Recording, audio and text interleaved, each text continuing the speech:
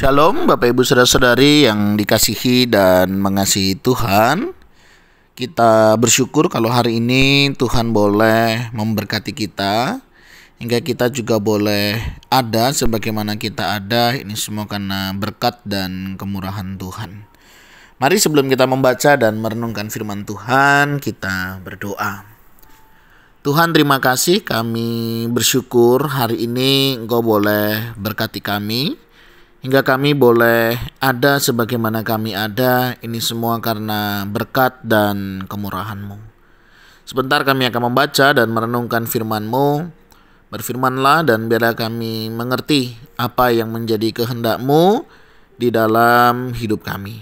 Kami berdoa di dalam nama Tuhan Yesus Kristus. Haleluya. Amin. Ayat bacaan firman Tuhan hari ini terambil di dalam kitab Amsal pasal yang ke-19, ayatnya yang kedua. Tanpa pengetahuan, kerajinan pun tidak baik. Orang yang tergesa-gesa akan salah langkah. Amin. Demikianlah firman Tuhan, mari kita merenungkannya. Bapak Ibu Saudara yang dikasihi dan mengasihi Tuhan, kita akan belajar dari kitab Amsal ini paling tidak ada 2 poin ya. Poin yang pertama, kita akan berbicara tentang kerajinan dan pengetahuan. Berbicara untuk kerajinan yang baik tentu diperlukan pengetahuan yang baik ya. Jadi harapannya orang yang memiliki pengetahuan yang baik, dia bisa menghasilkan karya yang baik. Pengetahuan yang baik, dia memiliki tindakan yang baik ya. Jadi kita perlu ya memiliki pengetahuan ya. Apa saja yang membangun, Bapak Ibu Saudara ya. Kita perlu belajar ya. Jadi jangan pernah berhenti untuk belajar. Karena dengan kita belajar, kita akan semakin tahu begitu ya.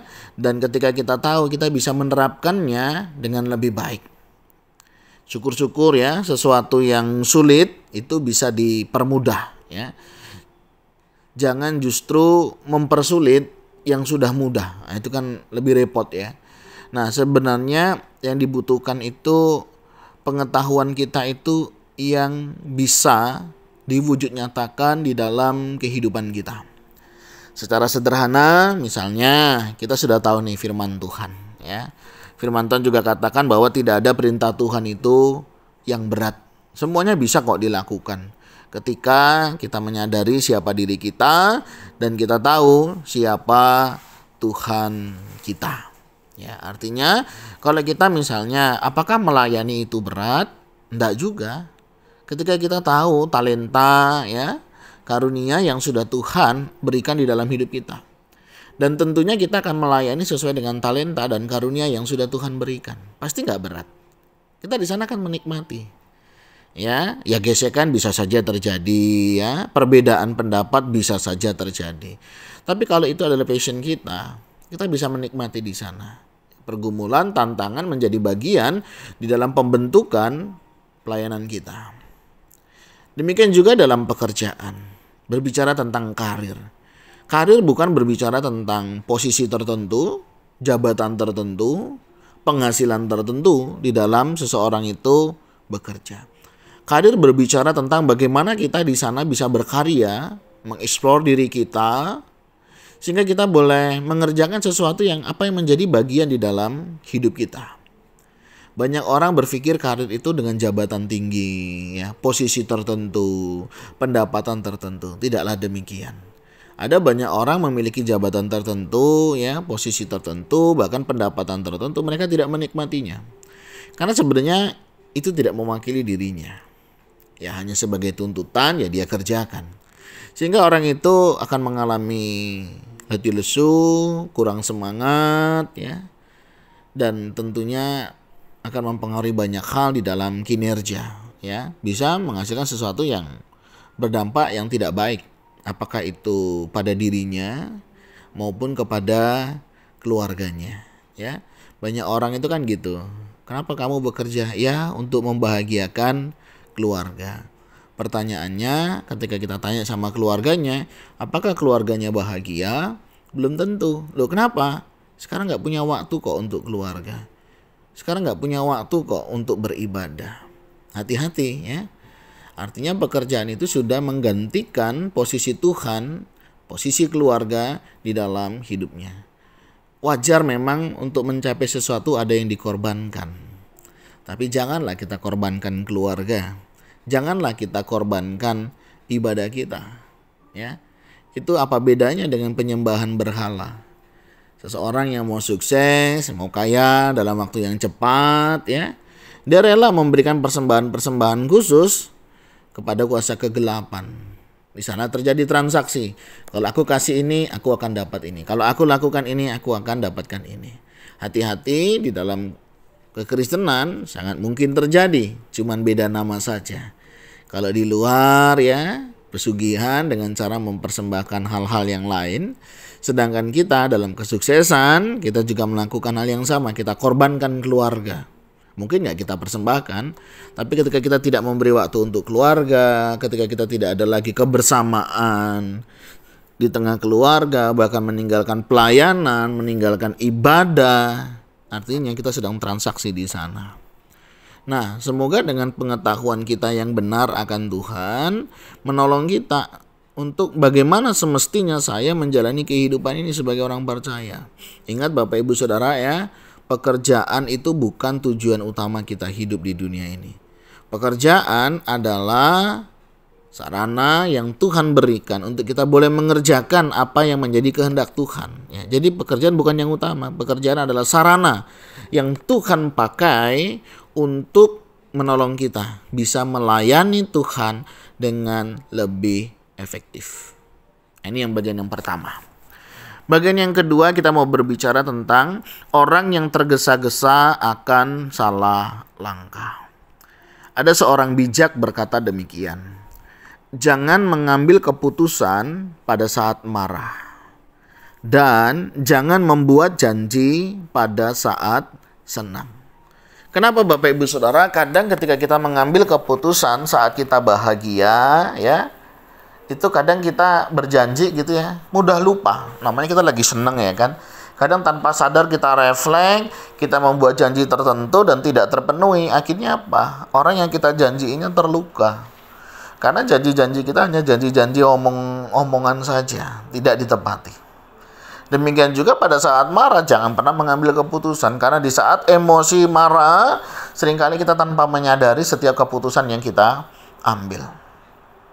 Ya, ada banyak kasus misalnya dalam sebuah keluarga sedang ribut misalnya. Ya sudah kita pisah aja tanpa disadari kalimat itu keluar dan berulang kali misalnya. Namanya orang ditantangin ya. Kamu jual, aku beli. Ayo katanya. Repot Bapak Ibu Saudara. Ada juga di dalam pekerjaan dievaluasi ya, tidak mau. Dikritik, tidak terima. Akhirnya, ya sudah kalau memang nggak mau, saya keluar. Karena sudah berlaru-laru begitu terus, ya sudah kamu keluar. Akhirnya menyesal. Aduh, keluar saya ya. Saya pikir tadi cuma menggertak. Nggak taunya diseriusin. Akhirnya apa? Ya keluar dia. Cari pekerjaan bukan hal yang mudah. Ya, dalam sebuah hubungan, orang berpacaran karena masalah satu sedikit dan lainnya. Ya sudah kita putus. Nanti dengan cara yang lain mereka selesaikan. Nanti balik lagi, cara itu lagi yang dipakai. Betapa sering kita itu tergesa-gesa dalam mengambil sebuah tindakan. Hati-hati. Ya, apakah itu keputusan besar, apakah itu keputusan kecil, apakah itu janji manis atau janji-janji yang lainnya, kita mesti waspada. Alkitab jelas katakan orang yang tergesa-gesa akan salah langkah. Kalaupun kita mau buat janji atau memberi janji, pikirkan ulang. Jangan sampai janji-janji manis kita itu justru sebenarnya kita nggak bisa tepati. Ya, akhirnya melukai. Ya, banyak kayak gini kan musim-musim pil ini ya kan, pemilu ini. Banyak janji-janji yang diberikan. Apakah akan terrealisasi semua? Belum tentu. Jawabannya kan sederhana. Ya namanya juga janji kampanye. Ya kayak manalah caranya menarik massa. Kayak manalah cari orang yang penting tertarik. Ya paling tidak mereka mendulang suara. Ya kalaupun nanti nggak terpilih, ya nggak apa-apa. Nanti kan saya bilang tuh, coba pilih saya. Pasti akan begini. Kan itu nanti bahasanya.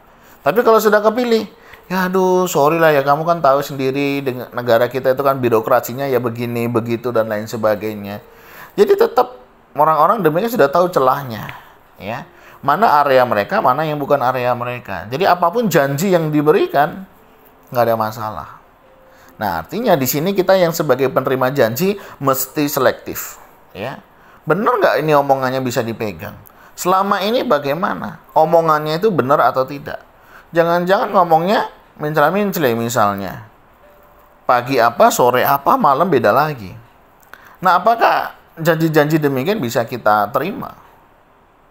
Nah, kita perlu memastikan, ya. Hati-hati dengan orang-orang yang tergesa-gesa, ya. Dengan mudahnya dia berjanji, dengan mudahnya dia membuat perencanaan yang tanpa memikirkan sesuatu yang ada di baliknya.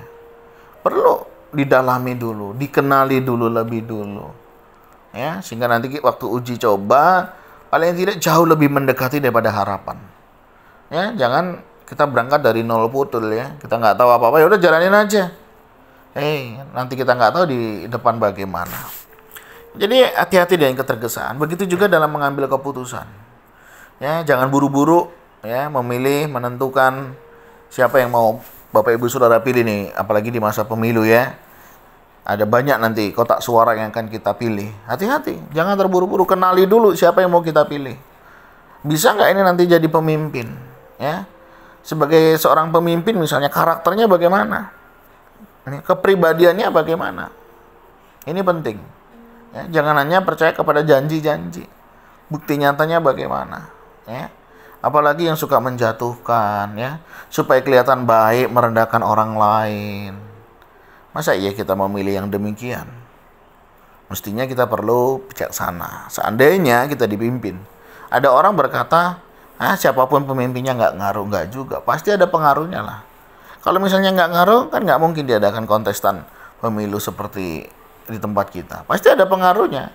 Pengaruhnya apa? Ya kebijakannya, keputusannya, janji-janjinya. Kan kita akan tahu ya, apakah janjinya benar. Apakah setiap keputusannya itu bijaksana. Apakah memikirkan kepentingan bangsa, atau hanya mementingkan golongan atau kelompok tertentu. Itu dampaknya luas. Jadi, ya, mari kita memikirkan ulang. Pelajari benar-benar, ini adalah tanggung jawab kita, sehingga kita jangan tergesa-gesa ya. Siapapun pilihan Bapak Ibu Saudara silahkan. Ya, Bapak Ibu Saudara boleh memilih sesuai dengan hati nurani, kriteria yang sudah ditetapkan. Tapi yang penting itu ya, kita punya pengetahuan, gunakan pengetahuan kita untuk mencari informasi apakah dia bisa atau tidak. Ya. Dalam pengambilan keputusan jangan tergesa-gesa, jangan hanya ikut orang, ya. Apa kata hati kita? Apa yang kita lihat, apa yang kita pelajari? Ya, tentunya bukan hanya dari satu sumber. Sudut pandang yang berbeda nggak ada masalah, ya. Tapi yang jelas siapapun mereka kita sudah bawa dalam doa sehingga keputusan yang kita ambil juga pimpinan daripada Tuhan. Nah, demikian juga dalam kehidupan kita yang lain, jangan tergesa-gesa. Ya, termasuk di dalam hubungan ya. Ada orang itu mudah mengatakan cinta, ya, tapi mudah juga untuk menolak cinta. Hati-hati ya, mudah menerima cinta, ya, mudah mengatakan cinta, tapi mudah juga untuk melupakannya. Hati-hati Bapak Ibu Saudara ya, hati-hati. Ini satu hal yang perlu diperhatikan. Jangan gampang, ya, jangan menjadi orang yang gampangan. Kenali dulu ya, pahami dulu bisa enggak ya. Dalam perjalanan nanti bagaimana? Kan enggak sehari 2 hari ya, enggak seminggu 2 minggu, dan enggak bisa kita kembalikan seperti kita beli barang. Artinya keputusan-keputusan yang besar benar-benar digumulkan, benar-benar dipastikan bahwa efek negatifnya jauh lebih kecil dibanding efek besarnya. Nah, itu yang perlu kita perhatikan ya. Supaya dalam pengambilan keputusan yang baik. Termasuk dalam pasangan hidup ya, pekerjaan, jangan sampai pekerjaan yang kita ambil itu justru menjauhkan kita dari Tuhan. justru menjauhkan kita itu dari keluarga. Pikirkan, ya. Ya bersyukur sih kalau hari ini jarak jauh masih bisa komunikasi, ada video call, ada lain-lain perangkat yang bisa kita pakai. It's okay, ya. Tapi jangan sampai membuat relasi kita nggak jalan, ya. Ada orang kan bilang harta yang paling berharga adalah keluarga. Iya, tapi belum lengkap kalau kita tidak pernah punya waktu buat keluarga. Banyak orang bilang keluarga adalah harta yang berharga, harta yang istimewa, tapi nggak punya waktu, nggak pernah bagi waktu dengan keluarganya. Ya nggak gitu juga. Nah, oleh sebab itu Bapak Ibu Saudara, mari kita belajar, jangan kita tergesa-gesa. Kita bisa berbuat kesalahan, kita bisa mengakibatkan banyak atau membuat kesalahan yang tidak perlu, bahkan yang bisa berdampak kepada dosa. Apakah dalam membangun relasi, dalam bekerja, dalam hal spiritual, ya, itu juga perlu. Pikirkan matang-matang, ya, pengetahuan yang Tuhan berikan gunakan, ya. Apakah kalau saya pilih ini, saya lakukan ini, dampaknya apa dan lain sebagainya. Kiranya setiap kita boleh memperhitungkannya. Dan kiranya Tuhan boleh menolong dan memampukan setiap kita untuk kita senantiasa berhikmat. Tuhan, terima kasih. Kami bersyukur hari ini Engkau boleh berkati kami boleh ada sebagaimana kami ada. Ini semua karena berkat dan kemurahan-Mu. Sebentar kami serahkan juga hidup kami, ajar kami untuk kami boleh menggunakan pemikiran kami dengan baik, kami boleh berpikir dengan sehat, dan Tuhan menolong kami dalam setiap pengambilan keputusan. Kami tidak tergesa-gesa, tapi kami boleh senantiasa mengandalkan Tuhan. Terima kasih ya Tuhan, ini doa seru kami yang kami naikkan di dalam satu nama Tuhan Yesus Kristus. Haleluya. Amin. Bapak Ibu Saudara, demikianlah renungan kita hari ini. Kiranya Tuhan Yesus memberkati kita sekalian. Shalom.